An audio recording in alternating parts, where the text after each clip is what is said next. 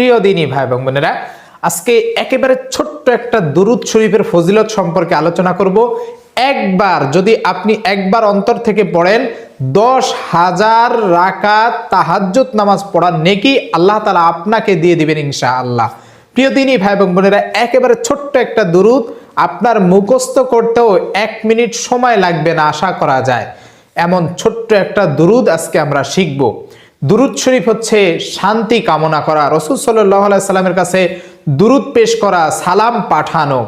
যেই দুরূদের ব্যাপারে আল্লাহ তাআলা নিজে ঘোষণা দিয়েছেন যে আমার হাবিবের উপরে দুরূদ পাঠ করো, আমি নিজেও আমার ফেরেশতারাও হাবিবের উপরে দুরূদ পাঠ করে। এতটাই ফজিলত যে আপনি যে কোনো দোয়া করবেন, যদি দোয়ার শুরুতে আপনার দুরূদ না থাকে, সেই দোয়ার ভিতরে রাসূল সাল্লাল্লাহু আলাইহি সাল্লামের উপর এই দুরূদ পাঠ না করা হয়, তাহলে সেই ক্ষেত্রে সেই দোয়া আপনার ওই আসমান পর্যন্তই থেমে যায়, এর উপরে আর যায় না। কারণ দুরূদ তো এমন একজনের কাছে আপনি পেশ করবেন, এমন একজনের কাছে পাঠাবেন, যেই পেয়ারা নবী, যেই হাবিব আমাদের জন্য কান্নাকাটি করছেন, আমাদের জন্য কিয়ামতের দিন সেজদায় পড়ে যাবেন আল্লাহ তাআলার কাছে সুপারিশের জন্য, যে হে আল্লাহ, আমার উম্মতেরা যতক্ষণ পর্যন্ত জান্নাতে না যাবে আমি সেজদা থেকে উঠবো না। আল্লাহ তাআলা ভয়ঙ্কর রূপে থাকবেন সেই কাল কিয়ামতের ময়দানে, আর বলতে থাকবেন লিমানিল মুলকুল ইয়াউম লিল্লাহিল ওয়াহিদিল কাহ্হার। আল্লাহ তাআলা ভয়ঙ্কর রূপে থাকবেন, ধমকের সুরে বলবেন, আজকে কে আছো আমার মতো। এমন ভয়ঙ্কর রূপে থাকবেন, অন্য নবীরাও আল্লাহ তাআলার সামনে কথা বলার মতো, মাথা উঁচু করার মতো কোনো সুযোগ পাবে না, কোনো সাহস পাবে না।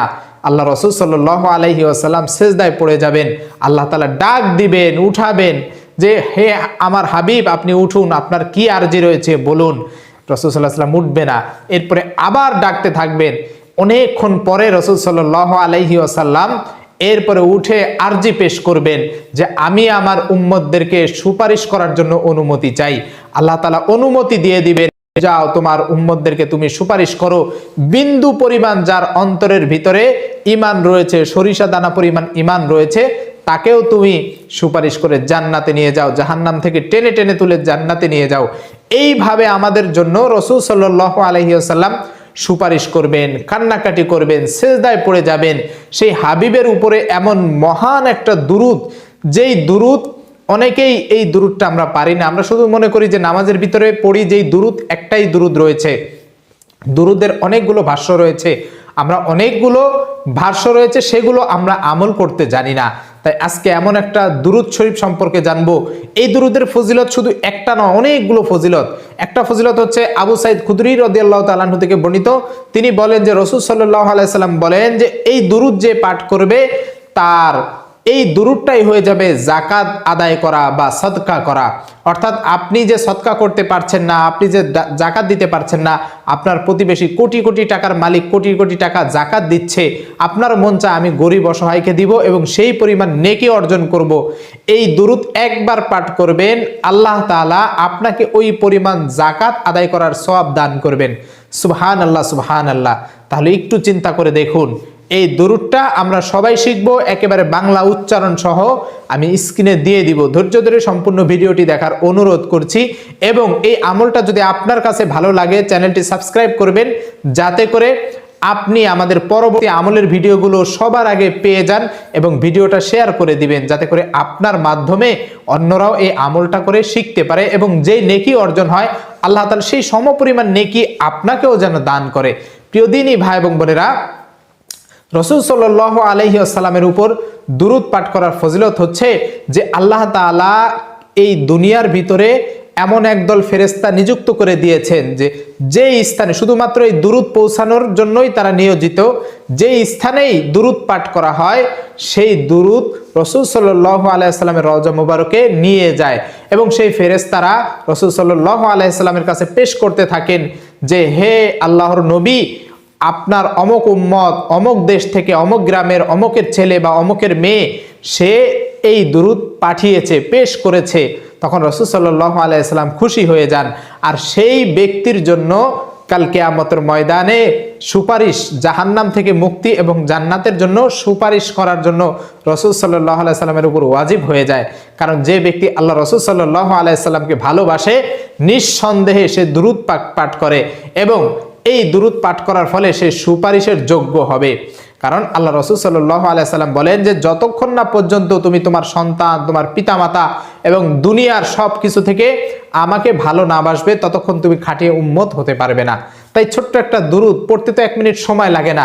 এটা আমরা দিনে যদি একবারও পড়ি তাহলে 10,000 রাকাত তাহাজ্জুদ নামাজ পড়ার সব আমরা পেতে পারি।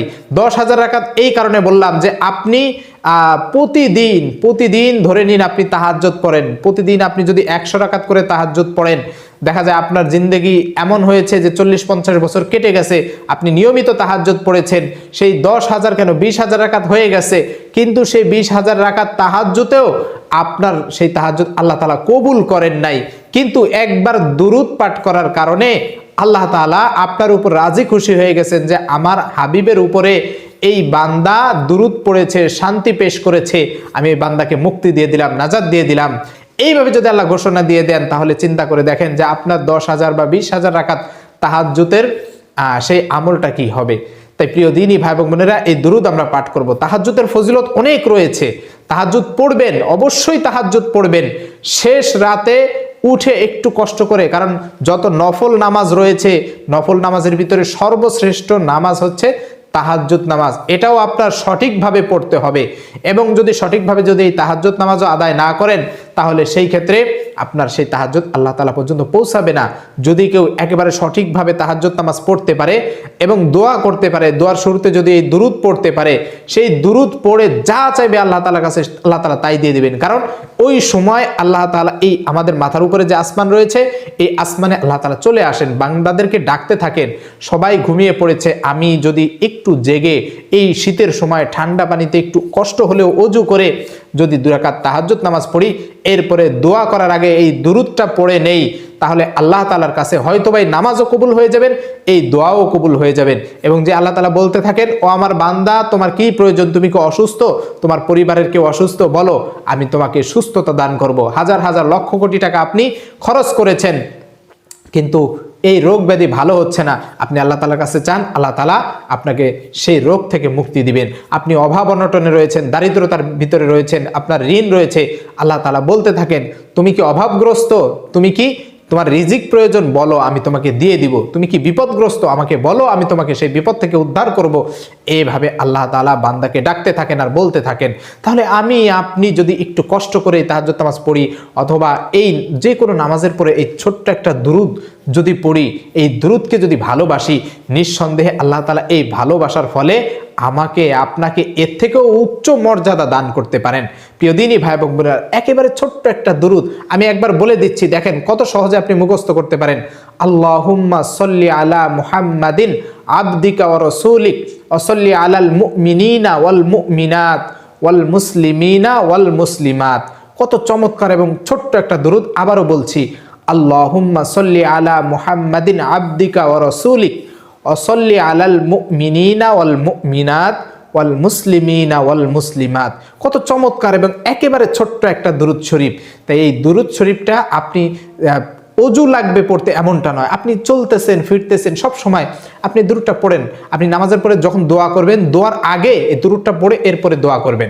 ইনশাআল্লাহ প্রতিটা দোয়ায় যদি আপনি দুরূদ পড়েন, আল্লাহ তাআলা আপনার দোয়া কবুল করবেন। তাহাজ্জুদের সময় তাহাজ্জুদ নামাজের পরে যখন দোয়া করেন, যে উদ্দেশ্য নিয়ে আপনি তাহাজ্জুদ পড়তেছেন, দোয়ার শুরুতে আপনি এই দুরূদ পড়বেন, আল্লাহ তাআলা আপনার দোয়া কবুল করবেন। প্রিয় দিনী ভাই এবং বোনেরা, আমরা আজ থেকে এই ছোট্ট দুরূদের আমল করব। আল্লাহ তাআলা আমাদের সকলকে এই ছোট্ট দুরূদ পড়ার তৌফিক দান করুন, আমাদের সকলের মনের আশা পূরণ করুন।